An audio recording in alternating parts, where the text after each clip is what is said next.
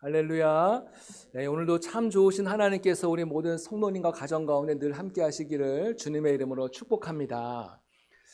우리 기독교 신앙 안에는 우리 성도들이 일평생 추구해야 될 굉장히 중요한 덕목들이 이제 여러 덕목들이 있습니다. 예를 들면은 믿음, 소망, 사랑, 또 겸손, 인내, 절제, 온유, 이런 굉장히 다양한 그 덕목들이 있는데요. 그 많은 덕목들 가운데서도 굉장히 또 중요하면서도 참 지키기 어려운 덕목이 있는데 그것이 뭐냐면은 바로 순종입니다. 순종. 이 순종이라는 이 덕목은요, 그 사람이 얼만큼 믿음이 성숙하고 그 사람의 믿음의 깊이가 얼마나 깊은가를 보여주는 굉장히 중요한 하나의 증표이고 또 열매이기도 합니다. 여러분, 순종이라는 것은 무엇이냐면 쉽게 말하면은 하나님께서 가라 하면 가고 하나님께서 멈추라 하면 멈추는 거예요. 하나님께서 이것을 하라 하면 하고 하지 말라 하면은 하지 않는 거, 이게 순종입니다. 얼핏 보면 굉장히 좀 쉬워 보이죠. 하지만은 참 이걸 우리가 따른다는 것은 이게 참 어려운 일이라는 것이죠. 왜냐하면 우리 사람들의 마음속에는 자기의 욕심과 자기의 뜻과 자기의 생각대로 살아가고자 하는 그런 본능들이 있기 때문에, 그런 본성들이 막 있기 때문에 하나님의 말씀과 내 말씀, 내 생각이 맞지 않으면은 그걸 따르기가 참 쉽지가 않다는 거예요. 어린아이들도 마찬가지입니다. 어린아이가 이제 막 응애응애하고 태어나서 이제 말을 배우기 시작할 때 가장 처음 이제 배우는 말이 뭐예요? 엄마. 엄마. 그다음에 두 번째 배우는 말이 뭘까요? 아마 아빠라고 생각할 거예요. 근데 아빠보다도 싫어. 싫어. 이 말을 더 먼저 배운다는 거예요. 싫어. 어린아이도 자기가 원치 않는 거 하면은 자꾸만 싫다고 하고 또 울고 떼를 쓰고 소리를 지르고 그래요. 불과 며칠 전에 제가 뉴스 기사를 보니까는 어떤 여중생이 있었는데 그 여중생이 엄마 아빠한테 나 핸드폰 새 걸로 바꿔주세요 이렇게 아무리 말을 해도 엄마 아빠가 바꿔주지 않으니까는 얘가 화가 난 거예요. 그래서 무슨 짓을 했느냐, 불을 질렀어요. 집에다 불을 질렀어요.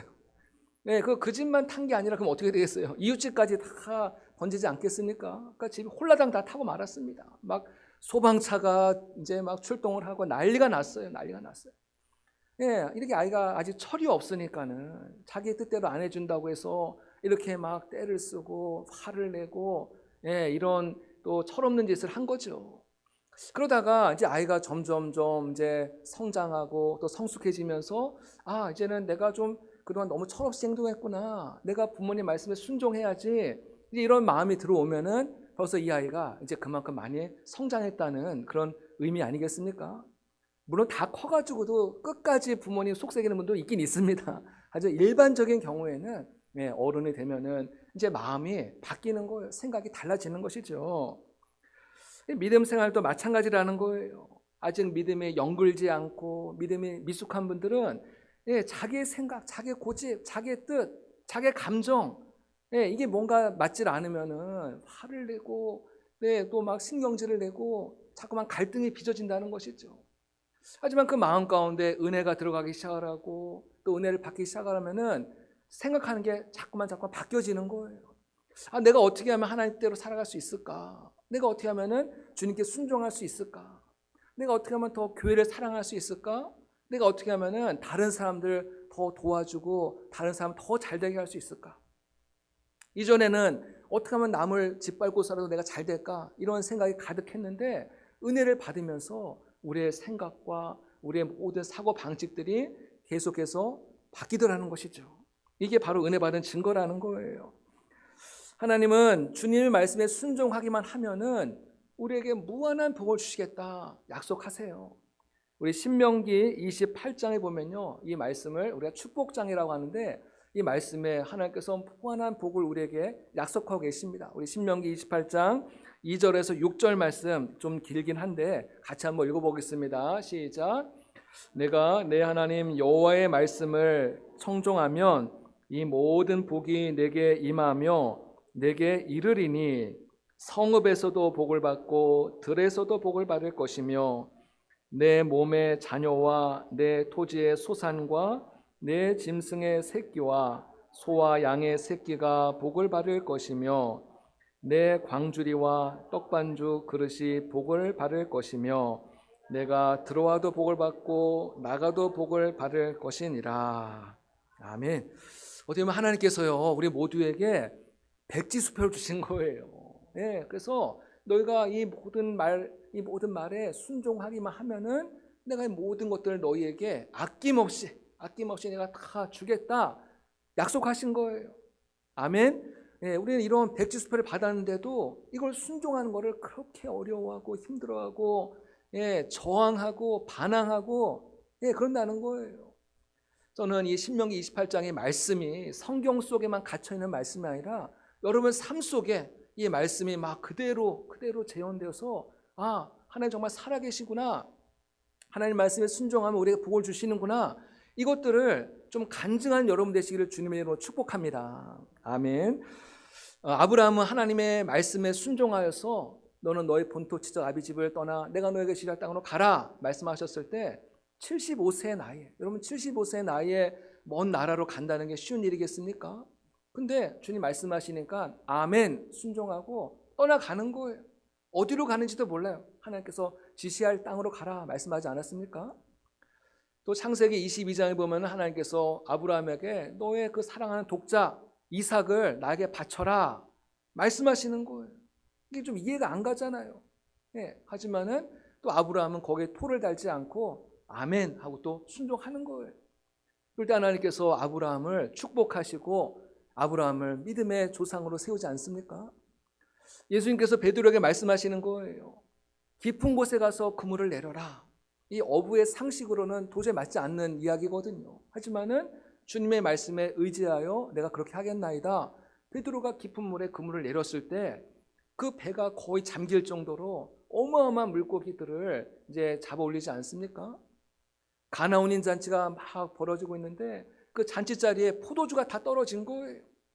예수님께서 하인들에게 너희 그 항아리에다가 물을 가득 채우고 그 물을 연회장에 갖다 주어라 말씀하였을 때 하인이 또 아멘 하고 순종하면서 그 물을 연회장에 갖다 줬을 때 물이 변하여 포도주가 된 줄로 믿습니다.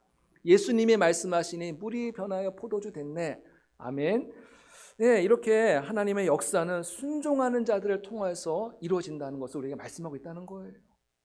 요즘 우리가 새벽 예배 때마다 여호수아 말씀을 우리 함께 묵상하고 있는데요.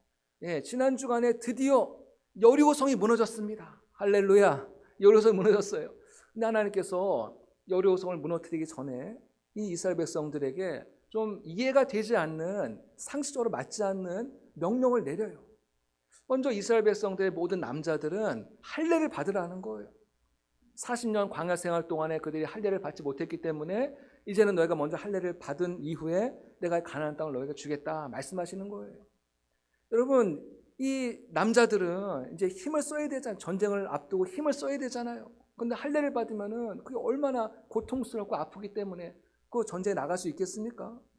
우리가 생각할 때는 차라리 모든 전쟁이 다 끝난 다음에 다 평안해진 다음에 그때 할례를 받는 게 이게 우리의 상식 아니겠습니까? 하나님께서는 이상한 명령을 내린다는 것이죠.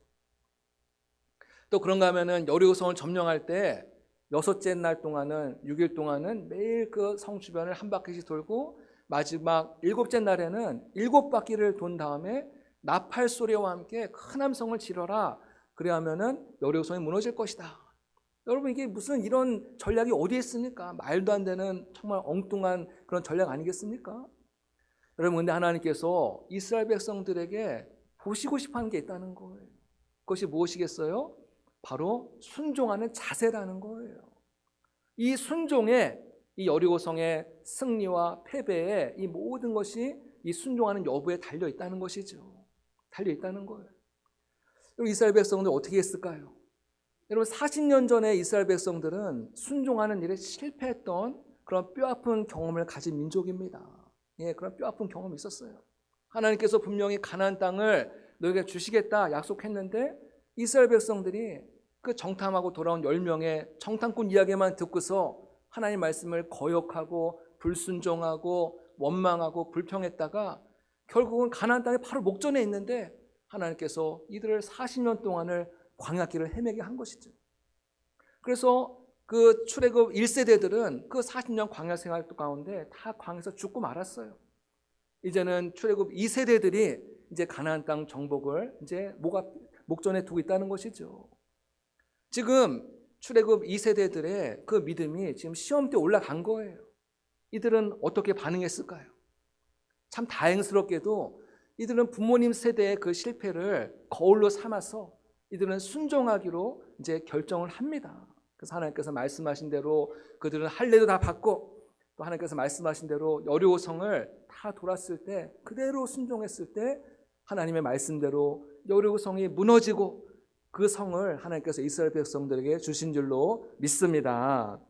여러분, 순종해야 하나님의 기적과 하나님의 영광을 보게 된다는 거예요.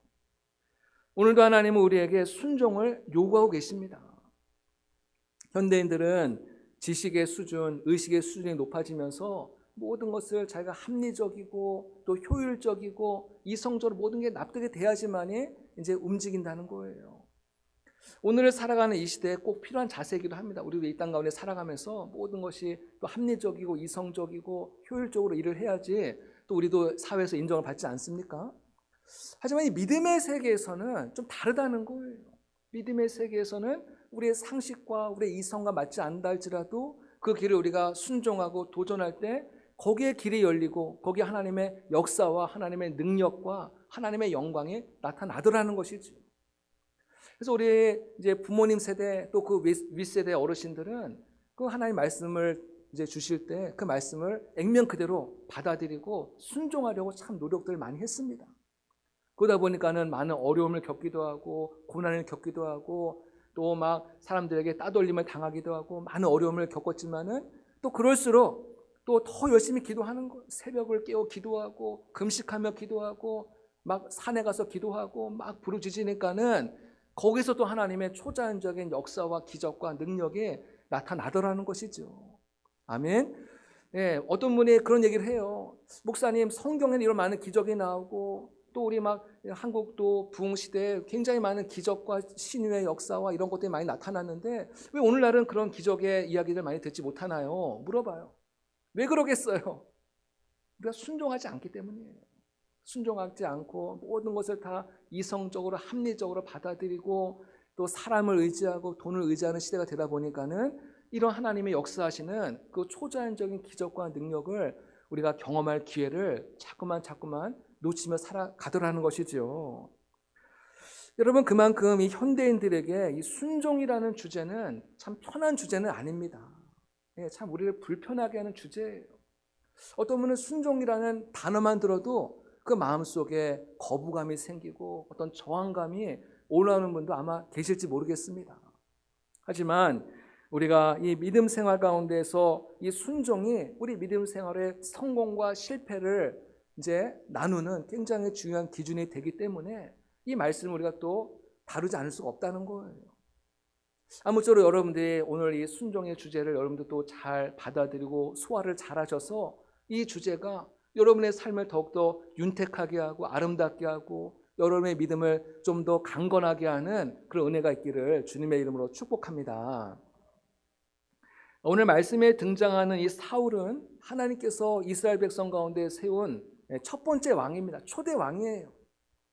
그래서 이 사울이 왕이 되기 이전에 이 사울의 모습을 보면요, 참 너무나도 아름답고 참 너무나 순수한 믿음을 가졌던 청년인 것을 우리가 보게 됩니다. 그러니까 청년 시절에 아버지 집에서 키우던 이제 나귀가 있었는데 이 나귀가 가출을 한 거예요. 도망가 버렸어요. 그래서 아버지가 아들 사울에게 너 빨리 가서 이 나귀를 좀 찾아와라 이렇게 이야기를 하니까는 이 아들이 순종하는 거예요.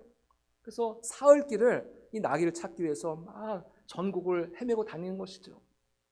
그러다가 이제 사무엘을 만나게 되는데 사무엘을 통해서 네가 앞으로 장차 이스라엘의 왕이 될 것이다 라는 그런 말씀을 듣는데 근데 사울이 그렇게 얘기하는 거예요. 나는 아무것도 아닌데 우리 집안도 너무나 별 볼 일 없는데 제가 어떻게 감히 이스라엘 왕이 되겠습니까?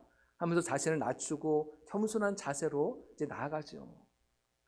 그 다음에 백성들이 다 모인 자리에서 이제 제비뽑기를 통해서 사울이 이제 왕으로 선출이 됩니다. 그 왕이 되었으니까 막 다 꽃다발도 준비하고 다 축하하려고 그러는데 사울이 보이질 않는 거예요. 예, 사울이 어디에 있었어요? 예, 사울이 진보다리 속에 숨어가지고 내가 어떻게 감히 왕이 될 수 있어 하면서 이 정도로 사울은 참 너무나도 겸손하고 참 순수한 그런 청년이었다는 거예요. 근데 이런 이제 믿음 좋았던 청년이 왕이 되면서 권력의 맛을 보기 시작을 하고 사람들에게 인기를 얻기 시작하면서 그 마음이 점점점 변질되기 시작했다는 것이죠. 하나님 말씀을 무시하기 시작하고 하나님의 종과 자꾸만 엇박자를 내고 불협함을 내기 시작하더라는 거예요. 사울이 왕이 된 지 2년쯤 지났을 때 이제 블레셋과 이제 큰 전투를 앞두게 되었습니다. 그래서 사울은 이스라엘 전역에 소집령을 내리는 거예요. 모든 젊은이들은 다 나와서 이 전쟁에 참여하라는 이제 소집령을 내립니다. 전쟁을 하기 이전에 먼저 사무엘 선자가 와서 제사를 지내야 돼. 하나님께 먼저 제사를 지내고 나서 그 다음에 이제 전쟁을 시작을 해야 되는데, 근데 아무리 기다려도 사무엘이 오질 않는 거예요. 아마 그날따라서 많은 분이 단풍놀이를 가려고 아마 고속도로가 꽉 막혔나 봐요. 예, 그래가지고 이 사무엘이 길이 밀려가지고 그랬는지 하여튼간 무슨 이유 때문에 그런지 모르지만은 이 자꾸만 지연되니까는 그 모였던 그 젊은이들이 군인들이 자꾸만 이제 웅성웅성 되는 거예요. 왜 이렇게 안 와? 뭐 빨리 전쟁해야 돼. 왜 뭐 하는 거야? 막 이러면서 자꾸만 웅성웅성 되면서 자꾸만 전열이 흐트러지기 시작하는 거예요. 그러니까 사울이 급한 마음에 자기가 하나님이 그 종이 해야 될 그 일을 자기가 제사를 드렸다는 거예요. 그 제사가 마치자마자 사무엘이 뒤늦게 도착해가지고는 왕을 꾸짖죠. 왕이 지금 망령된 일을 행하였습니다 하면서 이제 왕을 꾸짖는 거예요. 여러분, 그 순간에라도 사울 왕이 자기의 잘못을 인정하고 정말 진실된 마음으로 회개했다면은 아마 용서받을 수 있는 기회가 있었을 것입니다. 제가 너무 경솔했습니다. 제가 잘못했습니다. 용서해 주세요. 이렇게 겸손한 마음으로 나아갔으면은 아마 그 다음에 더 훌륭하게 순종해서 하나님의 영광을 나타내는 왕이 되었을 것입니다. 근데 그때도 회개하지 않는 거예요. 인정하지 않는 거예요. 여러분, 우리가 살아가면서 우리 뭐 인간관계, 뭐 가족들 안에도 부부관계도 그렇고 부모와 자녀 관계, 또 우리 뭐 성도들 간의 관계에서도 어떻게 항상 100% 늘 항상 만족하며 살 수 있겠습니까? 때로는 뭔가 마음에 안 들고 또 다투기도 하고 뭔가 좀 이런 일도 있지 않겠습니까? 그래서 우리가 또 실수하기도 하고 잘못을 할 수도 있어요. 예, 그 인간이니까. 근데 그럴 때 자신의 잘못을 빨리 수긍하고 인정하고 받아들이고 아이고 내가 잘못했네. 아이고 내가 미안합니다. 이렇게 인정을 해버리면은 그 관계가 오히려 더 돈독해지고 더 좋아질 수가 있거든요. 근데 이거를 자꾸만 인정하지 않고 변명하고 핑계대고 어떤 남자분은 그래요. 남자가 살다 보면 그럴 수도 있지 이러면서 오히려 더 막 적반하장으로 큰 소리 치고 이러면 그 관계가 자꾸만 금이 가고 깨어지기 시작한다는 것이죠. 하나님과 우리의 관계도 마찬가지라는 것입니다. 우리가 살아가면서 어떻게 죄 안 지고 살아갈 수 있겠습니까? 늘 실수하고 넘어지고 또 죄를 짓기도 해요. 하나님 우리가 죄를 하나도 안 짓고 살아가는 것을 기대하지 않으세요. 하나님도 다 아세요. 우리가 알면서도 늘 넘어지는 거 아세요. 중요한 것은 우리가 잘못을 하나님께서 지적해 주셨을 때 빨리 그거를 수긍하고 인정하고 하나님 제가 잘못했습니다. 제가 실수했습니다. 주님 용서해 주세요. 이렇게 하나님 앞에 회개하며 나아가기만 하면은 하나님은 다 용서해 주세요. 하나님 용서하시기로 마음에 이미 다 작정하셨거든요. 근데 우리가 하나님께 회개하는 그 고백을, 그 믿음을 하나님 보시기 원하는 거죠. 여러분, 이 참된 회개가 없으면요, 이 비슷한 일이 와도 계속해서 똑같은 실수, 똑같은 잘못을 계속 반복한다는 데 문제가 있다는 거예요. 하나님께서 이 사울 왕에게 그의 잘못을 만회할 수 있는 한 번의 기회를 더 줍니다. 우리가 오늘 사무엘상 15장 말씀 읽었는데 우리 15장의 이제 전반부에 보면은 하나님께서 이제 사울 왕에게 명령을 하시는 거예요. 아말렉 족속을 다 진멸하라는 거예요. 3절 말씀에 보면은 분명히 아말렉에 속한 모든 남녀노소와 가축들까지 다 남겨두지 말고 완전히 다 진멸하라는 거예요. 이 진멸 전쟁이 한번 선포되면 굉장히 무섭습니다. 거기에 갓난아이들까지 다 죽여야 되는 아주 무서운 전쟁이에요. 하나님께서 이렇게 선하시고 인자하신 분이 어떻게 이렇게 무서운 전쟁을 선포하시나, 이해가 되지 않을 수도 있지만은 하나님은 또 한 번 이 죄를 참으시는 분이지만은 이 죄가 어느 선을 넘어갈 때는 하나님께서 이제 무섭게 또 심판하시는 하나님이신 것이죠. 하나님께서 아말렉을 향해서 이렇게 진노하시는 이유가 있습니다. 이 아말렉 족속은 모세 시대에도 이스라엘과 한번 전쟁을 했던 그런 이제 족속이거든요. 여러분, 전쟁은 주로 누가 하는 겁니까? 전쟁은 군인들이 하는 거예요. 군인 대 군인끼리 하는 게 전쟁이잖아요. 예. 근데 이 아말렉 족속은 야비한 방법을 쓰는 거예요. 이스라엘 백성들이 광야에서 생활할 때 이제 그 광야에서 뒤처진 사람들이 있어요. 주로 어떤 분이 뒤처지겠어요? 힘없는 사람들, 노약자들, 어린이들, 여인들, 이런 분들이 좀 뒤처지지 않겠습니까?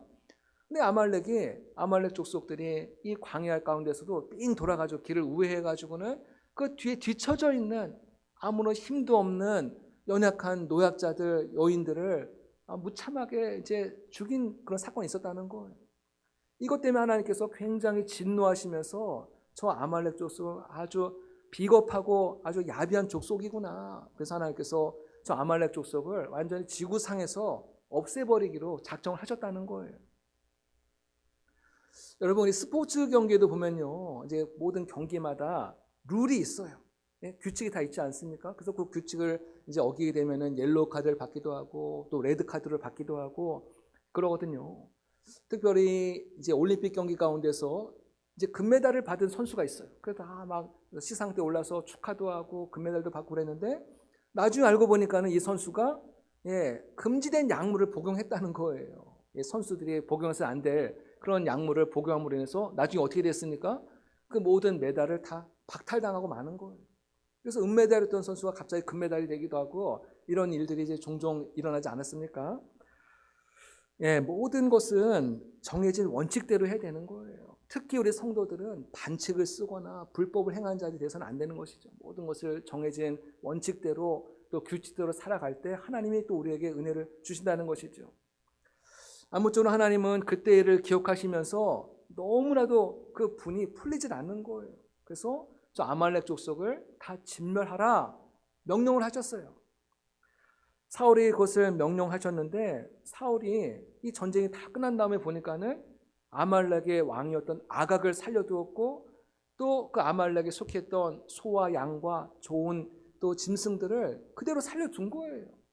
사무엘이 가보니까는 뒤에서 막 소와 양의 울음소리가 들리는 거예요. 사무엘이 너무 기가 막힌 거죠. 그래서 사무엘이 이렇게 책망을 합니다. 왕이 스스로 작게 여기실 그때에 하나님이 당신을 왕으로 삼으셨는데 어찌하여 아말렉 군대를 진멸하지 않고 순종하지 아니하였습니까? 라고 이렇게 사울왕에게 책망을 하는 거예요. 그럼 그때라도 사울왕이 아이고 제가 잘못했습니다 하고 또 다시 한번 용서를 구했어야 되는데 그렇지 않았다는 거예요. 뭐라고 얘기합니까? 아말렉 왕 외에는 다 죽였다는 거예요. 그리고 짐승도 다 죽였다는 거예요. 하지만 저 소와 양들은 너무나 죽이기 아까우니까는 저걸 가지고 하나님께 제사 드리면 얼마나 좋습니까? 굳이 죽일 필요가 있겠습니까? 전쟁에서 이기기만 하면 그만 아닙니까? 이런 식으로 오히려 더 적반하장식으로 나왔다는 것이죠. 여기에 이제 문제가 있다는 거예요. 여러분, 사울 왕의 그 말이 좀 그럴듯하게 들리지 않습니까? 맞다, 그럴 수도 있겠구나. 그렇지 않습니까? 이때 사무엘이 이런 말을 전합니다. 22절 말씀입니다. 여호와께서 번제와 다른 제사를 그 목소리에 순종하는 것을 좋아하신 같이 좋아하시겠나이까? 순종이 제사보다 낫고 듣는 것이 수양의 기름보다 나으니라 라고 이 말을 전한 것이죠. 여러분, 전쟁에서 이기기만 하면은 다 되는 것이 아니라는 거예요. 하나님 말씀에 순종하는 것을 하나님은 그 믿음을 지금 보고 계신다는 것이죠. 여러분, 사울이 순종하긴 했어요. 안 한 건 아니에요. 하지만 사울의 순종은 선택적인 순종이었고 부분적인 순종했다는 거예요. 99.9% 순종했지만은 나머지 1%를 순종하지 않았기 때문에 이 순종은 불완전한 순종이고 이 순종은 참 안타깝고도 참 슬픈 그런 순종이 되고 말았다는 거예요. 여러분, 하나님 말씀이 온전히 순종했다고 한다면은 하나님께서 사울에게 얼마나 더 큰 축복을 주시고 그 소와 양과 비교할 수 없는 어마어마한 축복을 하나님께서 주시려고 다 지금 작정하고 계시는데 그 조그만 것에 눈이 멀어가지고 그 욕심 때문에 불순종함으로 인해서 하나님과 관계가 완전히 멀어지고 말았다는 것이죠. 여러분, 사울왕은 왜 하나님 말씀에 100% 순종하지 못했을까요? 이 순종이라는 단어가 히브리어 원어에 보면은 샤마라는 단어를 쓰는데요. 이 샤마라는 단어 속에는 어떤 의미가 있냐면은 듣는다라는 의미가 있어요. 듣는다. 그 사무엘이라는 말의 의미도 하나님께서 들으셨다라는 의미가 있습니다. 샤마가 이제 듣는다는 거예요. 여러분, 사울이 하나님 말씀을 들었어요, 안 들었어요? 네, 귀로는 들었어요. 귀로는 분명히 들었어요. 하지만은 순종하지는 못했다는 거예요. 왜 그랬을까? 아마 사울왕은 하나님께서 말씀하실 때 그 말씀을 흘려들었거나, 그냥 가볍게 흘려들었거나, 아니면은 그 말씀을 자기 방식대로 해석을 한 거예요. 자기 생각대로 해석을 한 거예요. 아니면 그 말씀을 듣긴 들었지만은 그 마음이 교만해져서 하나님 말씀에 불순종했을 수도 있고, 또는 자기는 정말 순종하려고 했어요. 다 멸절시키려고 했지만은 주변에 그 사울의 주변에 있었던 참모들이라든지 군인들이 아마 사울에게 아마 유혹했을지도 모르죠. 저 아까운 저 짐승들 굳이 죽일 필요가 있겠어요? 저 짐승이 무슨 죄가 있다고 쟤네를 다 죽여요? 우리 저 짐승을 살려둡시다. 예, 왕이시오. 우리가 그냥 모른 척 할 테니까는 살려두시고 그 대신에 우리 8대1로 나눕시다. 아마 이러면서 이 사울과 뭔가 딜을 하지 않았을까. 예, 이건 이제 제 상상력을 동원해서 한번 생각을 해보는 거예요. 여러분, 사울이 하나님 말씀에 100% 순종하지 못했던 이유는 그 마음의 창고 안에, 그 마음속의 창고 안에 어떤 세상을 향한 야망과 욕심이 꽉 차 있으니까는 하나님 말씀이 그 안에 들어갈 공간이 없었다는 거예요. 무엇보다도 사울왕은 백성들에게 인기를 얻고 또 백성들에게 만족을 주고 싶어하는 그 마음이 하나님의 말씀에 순종하는 것보다 더 컸기 때문에 그는 하나님의 말씀을 경홀하게 여기고 부분적으로만 이제 순종하는 그런 왕이 되고 말았다는 거예요. 여러분, 사람들에게 잘 보이고 싶고 인기가 많아지는 것이 나쁜 것은 아닙니다.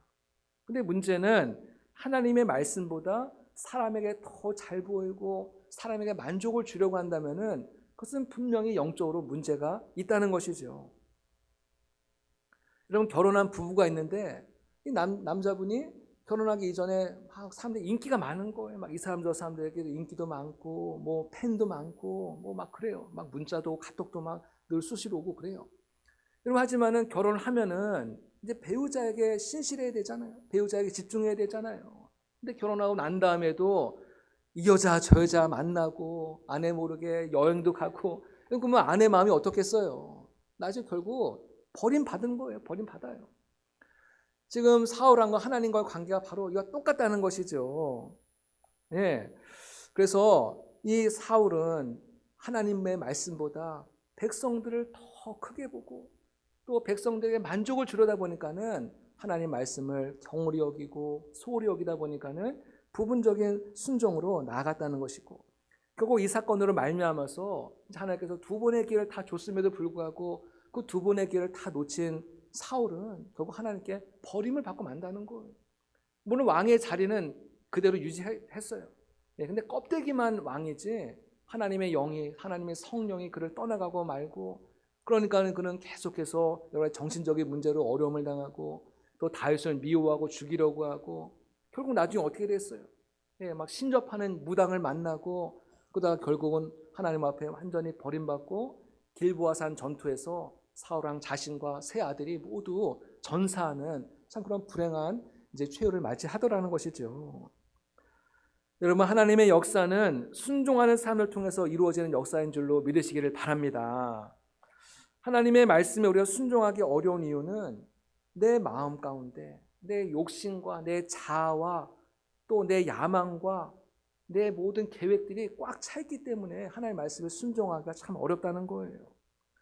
또 우리가 하나님의 말씀에 순종하면은 내가 많은 것을 잃어버릴 것 같고 놓쳐버릴 것 같고 또 많은 것들을 손해볼 것 같은 두려운 마음이 우리의 마음 한구석에 자리 잡고 있기 때문에 우리 하나님 앞에 온전히 순종하는 일이 너무나도 어려운 일이라는 것이죠. 그래서 이 순종의 문제는 바로 믿음의 문제와 직결됐다는 것을 우리가 알아야 된다는 거예요. 내가 주님 말씀에 아멘 하고 순종한다고 해서 바로 그 다음날 뭐 갑자기 일이 잘 되고 또 맡겼던 일들이 갑자기 확 뚫리고 드라마틱한 그런 역사가 나타나지 않을 수도 있습니다. 그런 일이 더 많이 있어요. 하지만 그럼에도 불구하고 하나님은 나의 믿음의 발걸음, 순종의 발걸음을 하나님은 기뻐하신다. 내가 주님 앞에 순종하며 나아갈 때 하나님이 그 믿음을 격려하시고 또 칭찬하시고 하나님이 기뻐하신다는 그 믿음, 또 하나님께서 나와 동행하신다는 믿음, 이런 믿음을 가지고 기쁜 마음으로 순종하는 그 모습이 가장 하나님 보시기에 아름답고 가치 있고 영광스러운 모습인 것을 믿으시기를 주님의 이름으로 축복합니다. 하나님은 또 순종하는 자를 그 인생의 후반부를 하나님께서 반드시 축복하세요. 축복하세요. 반드시 높여주시고 은혜를 주시고 존귀한 자가 되게 하시고 아까 말씀드린 신명기 28장에 나오는 그 많은 은혜를 하나님께서 우리에게 분명히 주십니다. 그걸 믿어야 돼요, 우리 성도들은. 네, 우리가 이제 다음 주일이 되면은 대림절이 시작이 되는데, 여러분 예수님께서 이 땅 가운데 오신 것도 하나님의 말씀에 순종해서 오신 것 아닙니까? 말씀이 육신이 되어서 이 땅 가운데 오시고 또 죽기까지 복종하셨으니 곧 십자가의 죽으심이라. 예수님은 자신의 생명을 우리를 위해서 내어주기까지 하나님의 말씀에 순종하였기 때문에 우리가 예수님을 믿고 구원받고 하나님의 백성이 된 줄로 믿습니다. 이제 우리들도 순종의 길을 함께 걸어가야 된다는 거예요. 주님께서 걸어가신 그 순종의 길을 함께 걸어가신 우리 모두가 되시기를 바랍니다. 순종할 때 하나님의 역사가 이루어집니다. 순종할 때 하나님의 영광이 나타납니다. 순종할 때 우리는 온전한 복을 누릴 수가 있다는 거예요. 그래서 이 믿음은 곧 순종하는 삶을 의미합니다. 순종하는 우리 모두가 되시기를 축복합니다. 순종해야 하나님의 사람이고 순종해야 진정한 믿음의 사람이 되는 거예요. 모든 역사는 순종을 통하여 이루어집니다. 순종함으로 하나님을 영화롭게 하고 또 순종함으로 우리에게 허락하시는 아름다운 복을 누리며 살아가는 우리 모두가 되시기를 주님의 이름으로 축복합니다. 같이 기도하시겠습니다. 사랑과 은혜가 한량없으신 주님의 은혜와 사랑을 감사합니다. 오늘 말씀을 통하여 순종에 대해서 말씀하여 주시니 감사합니다. 사울왕의 모습을 우리의 반면교사로 삼게 하여 주시오며 우리의 거울로 삼아서 우리는 사울왕의 길을 걸어가지 않게 하여 주시오며 믿음의 길을 걷게 하시고 순종의 길을 걸어감으로 말미암아 하나님께서 기뻐하시는 하나님께 영광 돌리는 삶을 살아갈 수 있도록 축복하여 주시옵소서. 감사드리며 예수님의 이름으로 기도드립니다. 아멘.